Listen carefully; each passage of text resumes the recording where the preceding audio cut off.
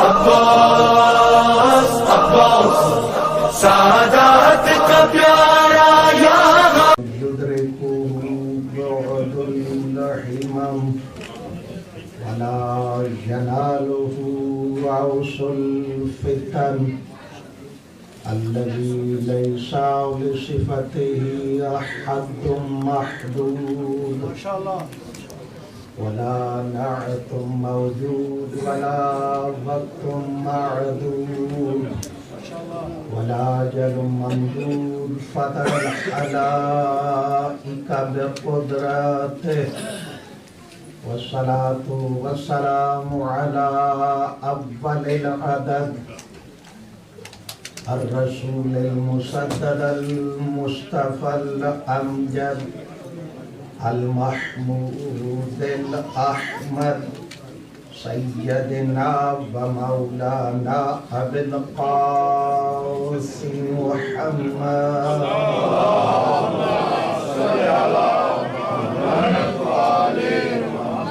صلى الله عليه وآله الطيبين الطاهرين المعصومين الذين لا يقاس بهم من خلق أحد أما بعد والسلام فقد قال الله تعالى وتبارك في كلامه المجيد وفرقانه الحميد وقوله الحق بسم الله الرحمن الرحيم وجعلناهم أئمة يهدون بأمرنا وأوحينا إليهم فعل الخيرات وإقام الصلاة وإيتاء الزكاة وكانوا لنا عابدين صلوات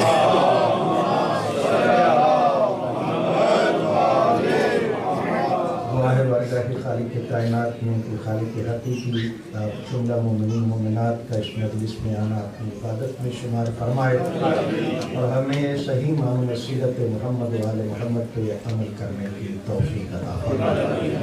پروردگار جیسا تو چاہتا ہے ویسا بے خدا بن کے ہمیں زندگی گزارنے کی توفیق عطا فرمائے۔ بالخصوص آج مجلس میں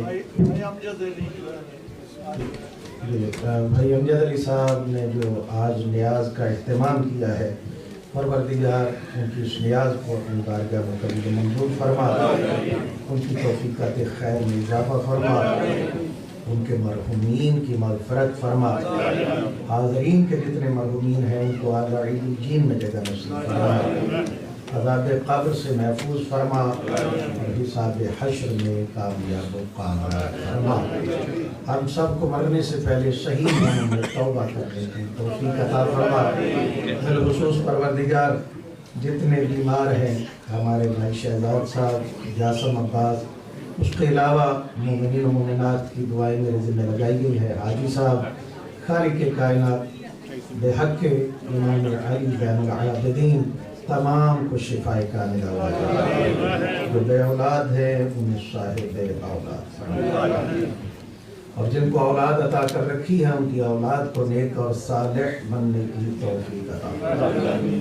ہمیں اپنی اولادوں کی صحیح معنی میں تربیت کرنے کی توفیق عطا فرما۔ پروردگار بارہویں آقا کا ظہور جلد از جلد فرما۔ سارے صاحبان اپنے اپنے مرحومین کی مغفرت کے لیے، بیماروں کی شفا یابی کے لیے اور اپنی اپنی دعاؤں کی قبولیت کے لیے بآواز بلند صلوات۔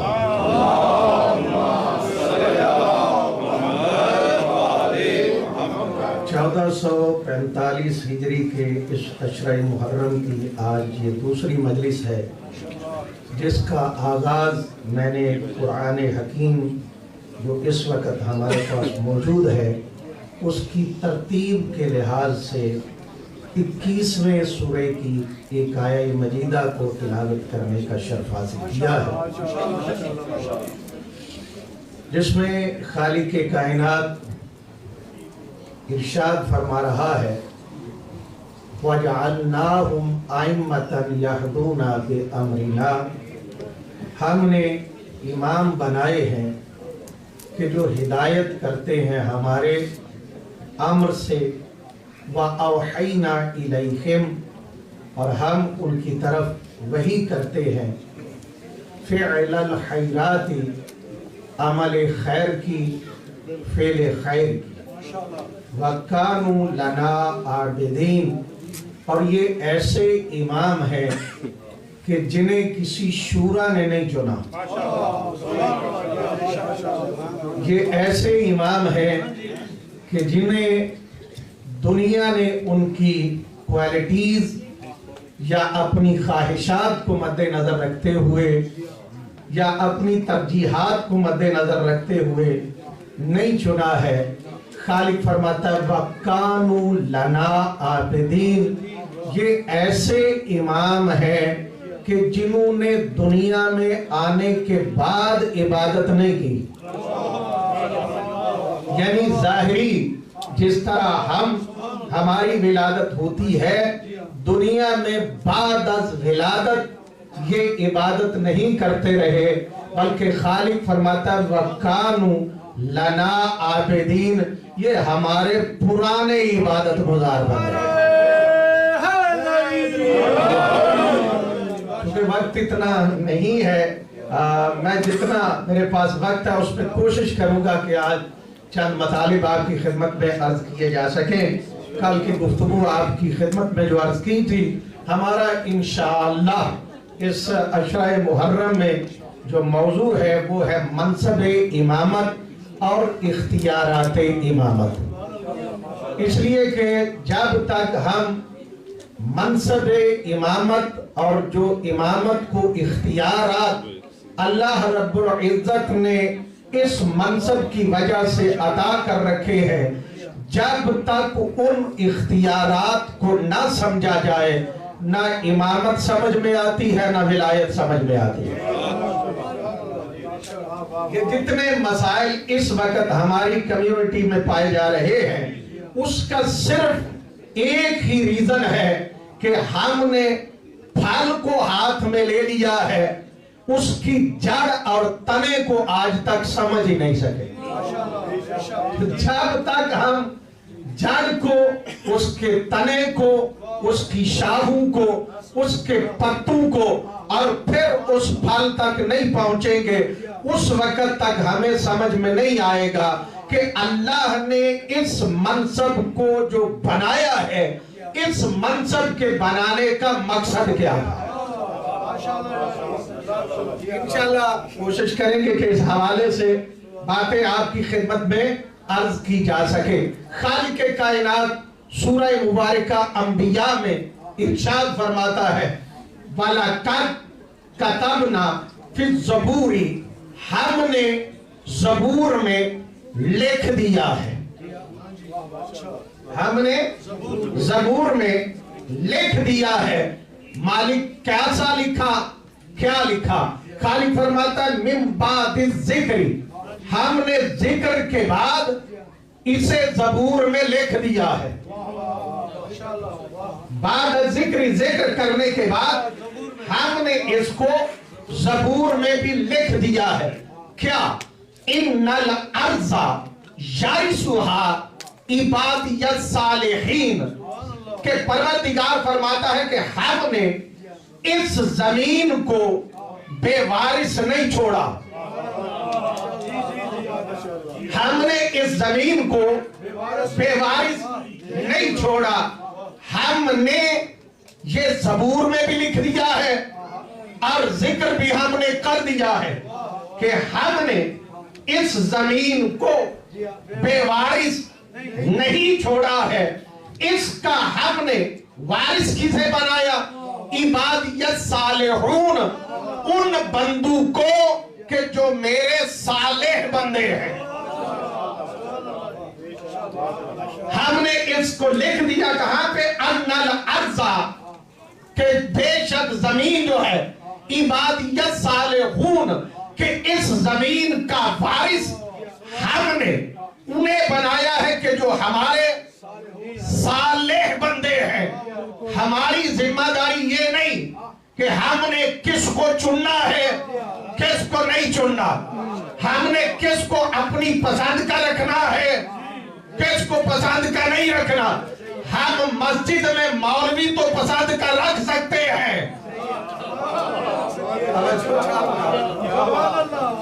वलकद कतबना फी ज़बूरी मिन बादि ज़िक्री अन्नल अर्ज़ा यारिसुहा इबादियत सालिहून, कि हमने इस जमीन का वारिस साले बंदू को बनाया है।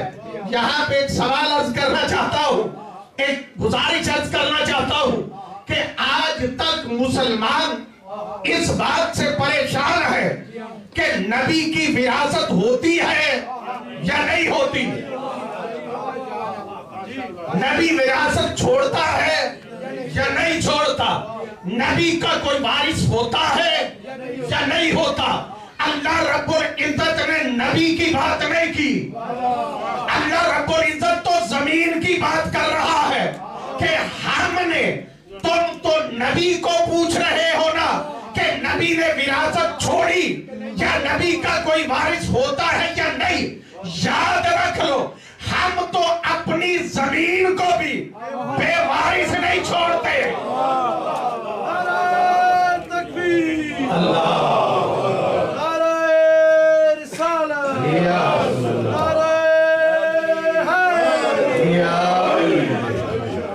क्योंकि वक्त अगर गड़बड़ हो जाए ना जी तो सारे मामला ही गड़बड़ हो जाते हैं। फिर भी मैं कोशिश करूंगा कि एक दो बात और आपकी खिदमत में अर्ज की जा सके। खालिक क्या फरमाता है कि तुम आज तक नबी की वजह से परेशान हो कि उसकी कोई विरासत है या नबी का कोई वारिस है या नहीं। हमने तो जमीन को भी बेवारिस नहीं छोड़ा। अब सवाल ये पैदा होता है कि अल्लाह जब कह रहा है कि हमने इस जमीन को बेवारिस नहीं छोड़ा, तो फिर वारिस बनाया किसे? साले बंदू को। हमारी जिम्मेदारी ये है, हर कलेमा गो की जिम्मेदारी ये है कि वो उन सालेहीन को ढूंढे कि जिन्हें अल्लाह ने इस जमीन का वारिस बनाया है। बंदी की जिम्मेदारी है कि जितना ना अब तो साले हो वही काफी है। मोहम्मद साले उसी को हम चूज कर ले कि हो सकता है जमीन का वारिस यही हो। खालिक फरमाता है हमने सालेह बंदू को इस जमीन का वारिस बनाया है। अब हर कलेमा गो का हक बनता है कि इस कायनात में वो बंदे तलाश करे कि जो पहले साले हूं, फिर इस जमीन की विरासत का हक भी रखते हूं, इस जमीन की विरासत का। देखिए, आप जिसको वारिस बना देना उसकी मर्जी है, बाकी आपके अजीजो अकरबा को आने दे या ना आने दे। जिसको वारिस आप बना देते हैं, भाइयों में घर में दरार पड़ जाती है, इसलिए कि अब्बा जी का बेटे के साथ एक से प्यार ज्यादा था, सारी जायदाद का वारिस उसे बनाया। अब उसकी मर्जी है बहनों को आने दे, उसकी मर्जी है भाइयों को आने दे ना आने दे, उसकी मर्जी है रिश्तेदारों को अंदर आने दे या ना आने दे। ये है बंदे के बनाए वारिस, ये है बंदूक के बनाए वारिस। उनकी मर्जी किसी को आने दे या ना आने दे। अल्लाह ने ना अपनी जमीन पे किसी को रोका है, अल्लाह की जमीन पे अल्लाह के मानने वाले भी बस रहे हैं, अल्लाह का इनकार करने वाले भी बस रहे हैं। अल्लाह ने जमीन से निकाले नहीं, तो यकीनी बात है कि वारिस भी उन्हें बनाएगा जो कम अज कम अल्लाह की इस सिफात के हामिल हो। ये जो सिर्फ अल्लाह में पाई जा रही है कि वो नमरूद को भी दे रहा है, वो फिरौन को भी दे रहा है, वो शद्दाद को भी दे रहा है, वो अबू जहल को भी दे रहा है, अबू लहब को भी दे रहा है, अबू तालिब को भी दे रहा है, जनाब अब्दुल्ला को भी दे रहा है, इब्राहिम को भी दे रहा है, मूसा को भी दे रहा है, ईसा को भी दे रहा है, मोहम्मद मुस्तफा को भी दे रहा है। तवज्जो चाह रहा हूं मैं आप साहिबान से, वक्त नहीं है, मैं जल्दी से सिर्फ एक ही जुमला कर सकता हूं। हमारी जिम्मेदारी यह है कि हम उन زمین کو تلاش کریں جنہیں اللہ نے اس زمین کا وارث بھی بنایا ہے، اور وہ میری اور آپ کی نظر میں سالے بندے نہیں، اللہ کے سند شدہ، اللہ کے تصدیق شدہ، اللہ کے مہر شدہ جو سالے بندے ہیں وہ ہیں کون؟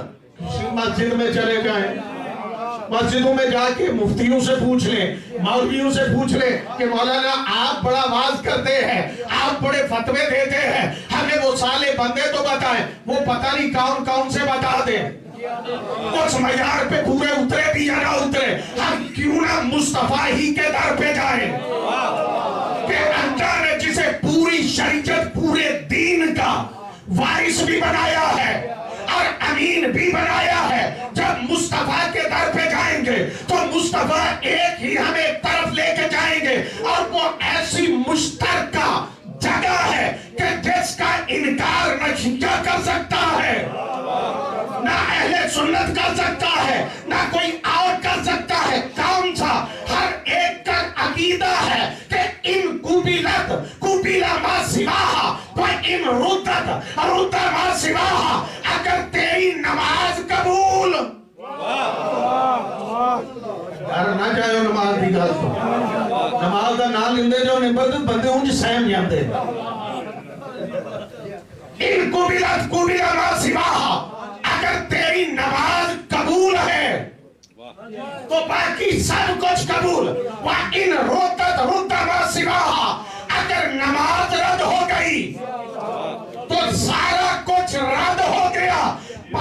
آپ سوال کر سکتے ہیں، سوچ سکتے ہیں، آپ کے ذہن میں یہ بات ہوگی کہ مولانا ہمیں سالے بندوں کا بتا رہے تھے اور بیچ میں نماز لے آئے ہیں، یعنی چنگے بڑے خوش اسی بیٹھے ہیں ساں تے پریشانی دا ٹاپک میں چاہ گیا۔ اس نماز ہی نے بتایا ہے کہ وہ زمین کے وارث کون ہے،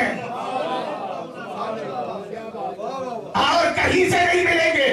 جو مثال عرض کرنا چاہتا ہوں، پھر کہاں سے تلاش کریں؟ مفتی نہیں بتا سکتے، مفکر نہیں بتا سکتے، مورخ نہیں بتا سکتا، توجہ چاہ رہا ہوں میں آپ صاحبان، مولوی نہیں بتا سکتا، یہ پریا یہ مکان والے ہندے نے وہ بھی نہیں بتا سکتے، نہ چودھری بتا سکتا ہے، نہ کوئی اور بتا سکتا ہے۔ کون بتائے گا؟ مصطفیٰ کے در پہ گئے تو پیغمبر نے فرمایا نماز میں کھڑے ہو جا، 2 رکعت نماز کی نیت کر، میں نے کی، کہا اب ذکر کر۔ کون سا ذکر؟ فرمایا الحمد پڑھ، میں نے الحمد پڑھی، فرمایا دوسری سورت پڑھ، میں نے دوسری سورت پڑھی، کہا اللہ اکبر کہہ کے اب تو رکوع میں چلا جا۔ میں نے الحمد میں ڈھونڈا، مجھے سالے بندوں کا ذکر نظر نہیں آیا، میں نے دوسری سورت پڑھی، مجھے سالے بندے نظر نہیں آئے، میں نے رکوع میں چلا گیا، کہا اب کہو سبحان ربی العظیم و بحمدہ۔ یہ جملہ کہا، میں نے کہا مالک یا رسول اللہ یہاں پہ بھی سالے بندے مجھے نظر نہیں آئے، فرمایا کھڑا ہو جا، قیام کر، ذکر کرتا ہوا قیام کر۔ میں نے قیام کیا، کہا اب پھر اللہ اکبر کہہ کے سجدے میں جا، وہاں پہ جا کے کہو سبحان ربی الاعلی و بحمدہ۔ میں نے کہنے کے بعد عرض کیا یا رسول اللہ سالے بندے تو سجدے میں بھی نہیں ملے۔ شانت نہیں ہو گئے بھائی، سجدہ کیا ہے، سب سے بڑی عبادت ہے، جس کی کوئی دعا قبول نہ ہوتی ہونا وہ لمبا سجدہ کر کے اللہ سے دعا کرے، اللہ راضی نہیں کرتا۔ سجدے میں جا کے کہا دونوں سجدے مکمل نہیں نظر آئے، فرمایا کھڑا ہو جا، پھر ایک مرتبہ اللہ کی بارگاہ میں اس کی کبریائی کا اعلان کر۔ میں نے پھر کیا، کہا پھر الحمد پڑھ، پھر دوسری سورت پڑھ، میں نے دوسری بھی پڑھی، پھر کہا اب پھر اللہ اکبر کہہ، دعا مانگ، قنوت میں مانگ لی، مالک یہاں پہ بھی نظر نہیں آئے، فرمایا پھر اللہ اکبر کہہ، پھر رکوع میں چلا جا، رکوع میں گیا، پھر وہی ذکر، کہا اٹھ جا، پھر قیام کر، قیام کے بعد پھر سجدے میں چلا جا۔ میں نے دونوں سجدے کر لیے، کہا اب تجھے چاہیے نا کہ کون سے وہ سالے بندے ہیں، اب غور کرتا جا، تشہد میں بیٹھ جا، پہلے اللہ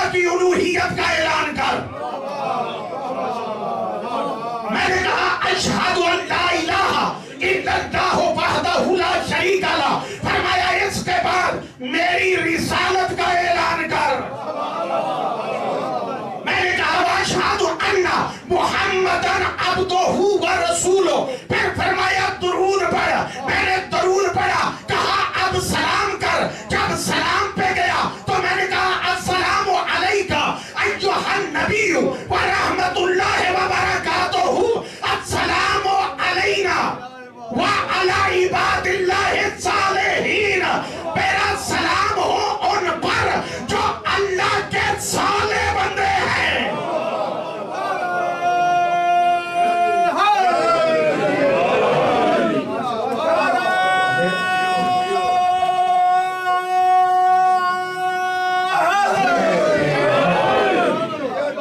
मैंने 2 मरतबा सूरह अलहम्द पढ़ी, 2 सूरे पढ़े, मैंने 4 मरतबा सजदू में जिक्र किया, मैंने 2 मरतबा रुकू में जिक्र किया। अल्लाह ने सारा जिक्र करवाया मुझसे फकत इसलिए ताकि उन बंदू तक लेके आए जिन्हें अल्लाह ने जमीन का वारिस बनाया है। मैं जब तक ये बात पूरी तरह से आप तक नहीं पहुंचेगी मैं इस बात को आगे लेके नहीं जाऊंगा।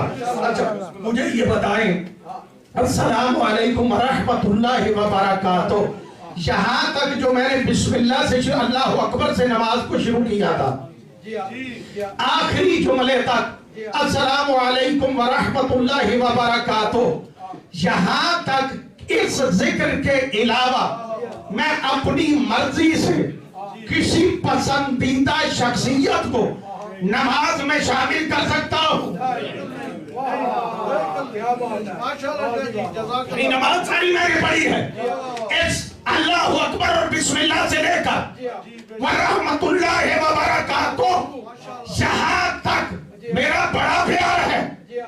किसी और से मैं उसे ला सकता हूँ, माँ बाप का जिक्र ला सकता हूँ जो वाजिब पढ़ रहा हूँ, उसमें ला सकता हूँ जो वाजिब जिक्र है, नहीं ला सकता। क्यों? हर मक्तबे फिक्र का मौलाना और आम नवाजी भी कहेगा, मौलाना अगर किसी ऐसे को लेके आए कि जो जिसमें तेरी मर्जी शामिल है तो तेरी नमाज कबूल नहीं होगी, तेरी नमाज बातिल हो जाएगी। इसका मतलब यह है कि अगर अपनी मर्जी से किसी मोहम्मद साले को मैं लाना चाहूं तो उसके आते ही नमाज बातिल हो जाएगी। मुसलमान फिर परेशान ना हो, इसी नमाज से आके पूछ ले कि इस जमीन के वारिस कौन है। अगर तुझे समझ ना आए तो मैं बताता हूँ, अल्लाह ने इस जमीन का वारिस उन्हें बनाया है कि जिनका जिक्र आने से नमाज बातिल नहीं होती बल्कि नमाज के सवाब में और इजाफा हो जाता है। अल्लाह अकबर, नारे रिसालत, नारे हैदर, सालिहीन बुलंद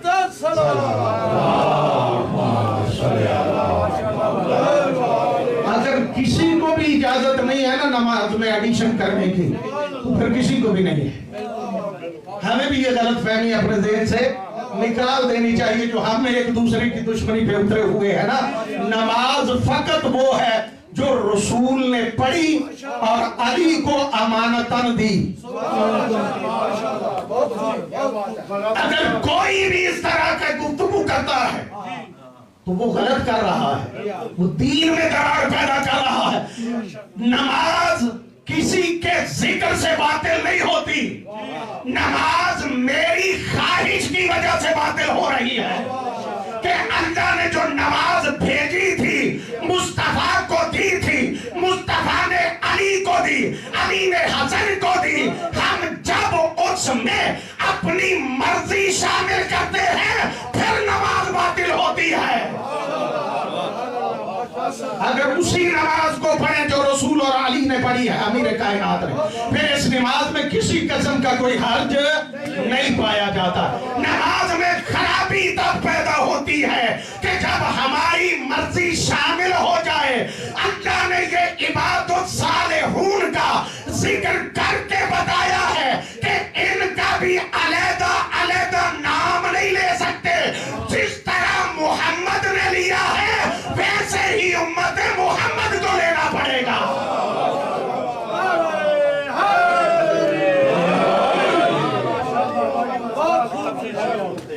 نماز وہی ہے، عبادت وہی ہے. اس لیے اس نماز کے لیے آل محمد نے بہت کچھ قربان کیا. اس موضوع کو میں کنٹینیو انشاءاللہ کروں گا کل. اس نماز کو بچانے کے لیے حسین ابن علی نے بہت کچھ قربان کیا. اور بھائی ایک جملہ اگر آپ کی اجازت ناراض نہ ہو، اکثر مومنین ناراض ہو جاتے ہیں اس لیے کہ جنہوں نے اپنا ذہن بنا رکھا ہے ان کو راضی کر ہی نہیں سکتے. اگر کوئی چیز بھی شامل کرنا ہمارے اختیار میں ہوتا پھر میں عقلی دلیل دینے لگا ہوں، میں نے اس بیچ میں کبھی پڑھے ہی. اگر کسی چیز کا بھی نماز میں شامل کرنے کا ہمیں اختیار ہوتا تو سب سے پہلا بدرجہ عدم اختیار جو تھا وہ امام حسن علیہ السلام کو تھا.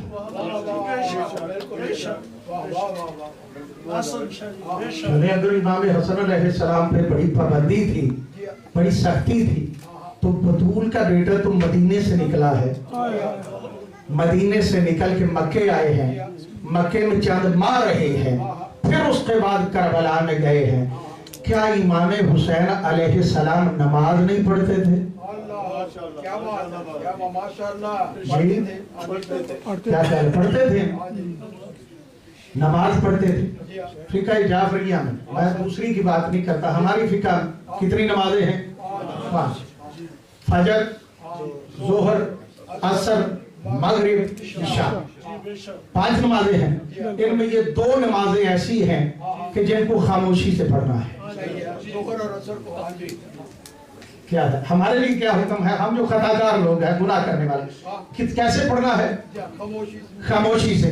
اتنی آواز ہو کہ جتنی صرف آپ تک ہی رہے، کسی دوسرے تک نہ پہنچے. اگر آواز کو نکالنا بھی چاہتا ہے نا تو اتنی سرسراہٹ، وہ اتنی دھیمی آواز ہو کہ صرف آپ کی ذات تک محدود رہے. لیکن فجر کے لیے حکم یہ ہے کہ بآواز بلند پڑھی جائے، بالجہر پڑھی جائے. مغرب اور عشاء کے لیے حکم شریعت کیا ہے؟ بالجہر پڑھا جائے، اسے بھی لاؤڈ پڑھا جائے. ان موضوع کو لوگ چھیڑتے نہیں اس لیے کہ انہیں دنیا کا پیسہ چاہیے، انہیں دنیا کی شہرت چاہیے. مجھے نہیں چاہیے، مجھے اپنی قبر میں امیر المومنین علی علیہ السلام کا سہارا چاہیے. قیامت کے دن آل محمد کی شفاعت چاہیے. 3 نمازیں بالجہر، 2 بڑے آرام سے آپ نے پڑھی، آواز آپ تک محدود رکھے. کیا خیال ہے امام حسین علیہ السلام نے مدینہ سے لے کے کربلا کی 10ویں کی دیگر تک یہ 3 نمازیں بالجہر پڑھی تھی یا خاموشی سے پڑھی تھی؟ کیا خیال ہے؟ پریشان نہیں ہو گئے؟ ہو سکتا مصیبت کا بھی جملہ نہ کہہ سکوں، بس چونکہ زیادہ ہو رہا ہے کہ نماز کا وقت قریب ہے. پڑھی ہے یا نہیں پڑھی؟ لیکن بینسوں سے نکلیں، کون کہہ رہا ہے کون نہیں کہہ رہا، لیکن صرف ایک فکر دے کے جا رہا ہوں، صرف اس پہ غور کرنا، باقی آپ نے مرضی اپنی کرنی.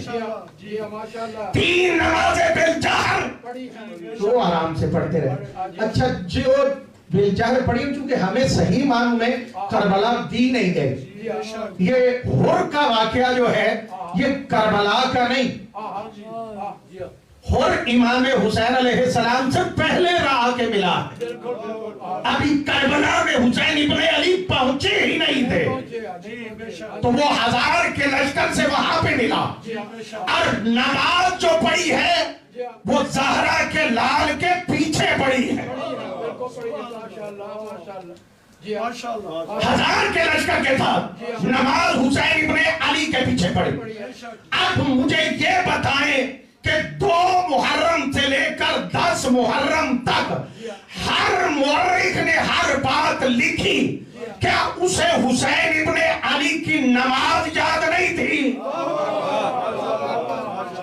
کہ بطول کا بیٹا نماز کس طرح پڑھ رہا ہے؟ چلے میں اس سے بھی آخری اس حوالے سے ایک بات عرض کرتا ہوں، یہ بھی عقلی دلیل ہے، میں کسی بحث میں نہیں جانا چاہتا. واقعہ کربلا ہو گیا، یہاں تک لکھا نا مورخ نے کہ بعد از واقعہ کربلا دختر امیر المومنین، دختر جناب سیدہ زینب سلام اللہ علیہا، جناب سیدہ جناب زینب سلام اللہ علیہا کی کوئی نماز شب بھی قضا نہیں ہوئی. تو کیا سید سجاد کی قضا ہوئی ہوں گی؟ امام علی زین العابدین قید و بد میں بھی نماز پڑھتے رہے، چاہے انہیں سجدہ کرنے کا موقع ملا یا نہیں ملا. جو شریعت کا قانون تھا اس کے مطابق، جو شریعت نے انہیں دے رکھی تھی گنجائش، اس کے مطابق پڑھتے رہے یا نہیں پڑھتے رہے؟ تو اگر پڑھتے رہے، مجھے اور آپ کو حکم ہے کہ 3 نمازیں بالجہر پڑھنی ہے، تو امام زین العابدین کربلا سے کوفہ سے لے کے شام تک بالجہر پڑھتے رہے یا نہیں؟ کی خیال؟ اگر نماز کا انکار کریں گے تو شیعت ہی جاتی رہیں گی، اگر اقرار کریں گے تو پھر ماننا پڑے گا کہ امام علی زین العابدین پڑھتے رہے. پھر کربلا کے بعد مدینے میں 34 سے 35 سال تک امام علی زین العابدین زندگی گزارتے رہے. کسی ایک نماز میں کائنات کا کوئی مورخ، کوئی گھسا پٹا ایک جملہ دکھا دے کہ علی زین العابدین کی نماز میں ایک حرف ایسا تھا جو نبی کی نماز سے نہیں ملتا تھا.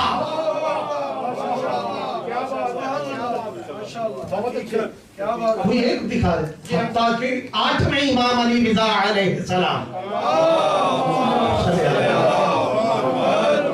ہر مسلمان نے، ہر مورخ نے یہ لکھا ہے، جب وہ کسی بھی امام کے پیچھے نماز پڑھتے تھے تو یہی کہا کرتے تھے، مولا آپ کی نماز سے ہمیں محمد مصطفیٰ کی نماز یاد آ گئی ہے. تو جنہوں نے پیغمبر کی نماز لوگوں کو یاد کروا دی ہے، اس کا مطلب یہ ہے کہ نماز میں نہ کمی کی ہے نہ اضافہ کیا. جیسی عبادت اللہ نے حکم دیا تھا ویسی کرتے رہے. اور یہی عباد الصالحون کا شیوا ہو سکتا ہے کہ جو امانت میں خیانت نہ کرے. اور آل محمد نے سب کچھ قربان کر دیا ہے اس دین کو بچانے کے لیے. آج چونکہ دوسری رات ہے، انشاءاللہ ترتیب سے آگے باتیں لے کے چلیں گے. جب آیا ہے نا قاصد، اس وقت بطول کا بیٹا تاکیبات میں شامل تھے. جلدی صرف ایک جملہ، تاکیبات میں میرے مولا شامل تھے. اس نے آ کے کہا کہ آپ کو ولید نے دربار میں بلایا ہے. مولا نے فرمایا تو جا، میں آتا ہوں. وہ چلا گیا، کیونکہ وقت نہیں ہے تفصیل میں جانے کا. میرے مولا نے جوانان بنی ہاشم کو بلایا اور بلا کے کہا، دیکھو مجھے ولید نے دربار میں بلایا ہے، لیکن یاد رکھو میں جانتا ہوں ولید میرا قاتل نہیں. یہ میرا قاتل نہیں ہے، میری مقتل مدینہ ہے ہی نہیں. میرے ساتھ چلو. اگر کوئی اندر ایسا لمحہ بن گیا نا، ایسی گھڑی آ گئی، تو میں اللہ اکبر کی صدا بلند کروں گا، تم اندر آ جانا. امام چلے. یہ جوانان بنی ہاشم 18 جوانان بنی ہاشم امام کے ساتھ گئے، جن میں علی اکبر بھی تھے، جن میں مولا عباس بھی تھے، جن میں ساتھ جوانان بنی ہاشم تھے، بطول کا بیٹا آج مدینے کی گلی میں جو چل رہا ہے نا، اس شان سے چل رہا ہے، آگے آگے زہرا کا لال ہے، پیچھے پیچھے ام المنین کا لال ہے، اس سے پیچھے ام لیلہ کا لال ہے، پیچھے باقی جوانان ہیں۔ جب پہنچے ہیں نا دارالامارہ کے باہر، امام فرماتے ہیں جوانوں یہیں پر رک جاؤ۔ آپ اندازہ تو کرو نا کہ جب عباس کو کہا ہوگا رک جاؤ تو میرے مولا پہ کیا گزری ہوگی، لیکن عباس کہتے ہی اسے ہے جسے امامت جہاں پہ حکم دے نا وہیں پہ لبیک کہتا ہوا نظر آئے۔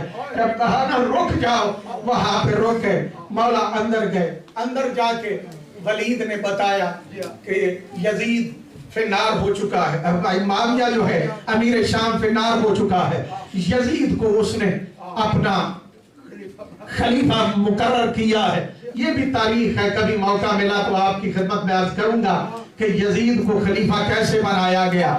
جب امیر شام مرا تو کیا یزید وہاں پہ تھا بھی یا نہیں تھا؟ یہ ایک تاریخ ہے کہ جس کو انشاءاللہ کبھی موقع ملا تو آپ کی خدمت میں عرض کروں گا۔ مولا دیکھ فرماتے ہیں پھر کہنے لگا اس نے حکم دیا ہے کہ حسین ابن علی سے بیعت لو۔ میں تفصیل نہیں بیان کروں گا، ایک جملہ صرف اپنی نجات کے لیے عرض کرنا چاہتا ہوں۔ جب کہا نا کہ یزید نے کہا ہے کہ آپ سے بیعت لی جائے، 3 بندوں سے اس نے کہا تھا، امام سے کہا، ایک امام تھے اور باقی 2 بندے تھے، عبداللہ ابن زبیر اور عبداللہ ابن عمر۔ امام سے جب کہا تو مولا فرماتے ہیں سنو مجھ جیسا، یہ ایک تفصیلی خطبہ ہے جو میرے مولا نے دیا، میں نہیں بیان کر سکتا، مجھ جیسا اس جیسے کی بیعت نہیں کر سکتا۔ مولا نے کہا اگر بیعت لینا ہے نا تو کل دیکھیں گے، جب دیر ہوگا پھر اس پہ بات ہوگی۔ تاریخ یہ کہتی ہے، وقت اجازت نہیں دے رہا، تاریخ کہتی ہے یہ جملہ کہنے کے بعد جب زہرا کا لال پلٹا ہے نا تو جو پاس بیٹھا تھا نا اس نے دیکھ کے کہا ولید اگر آج حسین یہاں سے چلا گیا نا پھر تیرے قابو نہیں آئے گا، آج سے ہی زہرا کے بیٹے کا سر تن سے جدا کر، آج سے ہی زہرا کے بیٹے کا سر تن سے جدا کر دے۔ حسین کی شجاعت کا جملہ شاید پہلے یا آپ نے نہ سنا ہو یا کسی بزرگ نے سنا ہو یا آپ کی خدمت میں کسی بزرگ نے پڑھا ہو، یہ کہا جاتا ہے نا بطول کا بیٹا سر جھکا کے چلا۔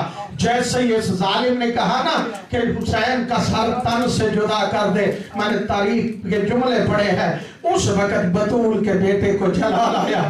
ادھر اللہ اکبر کی صدا کو بلند کر کے نا میرے مولا نے آگے بڑھ کے اس کے گلے میں ہاتھ ڈالا، اس کے گریبان میں ہاتھ ڈال کے نا تاریخ کہتی ہے زہرا کے بیٹے نے اتنا بلند کیا کہ اس کا سر دارالامارہ کی چھت پہ لگا،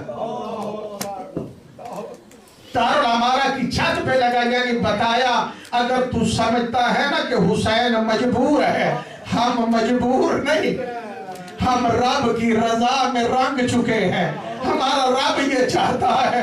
عزادارو جب نکلے ہیں نا میرے مولا نے کہا نا اللہ اکبر، اس وقت علامہ فرماتے ہیں دارالامارہ کا دروازہ کھولا نہیں گیا، کھل گیا، دروازہ کھل گیا۔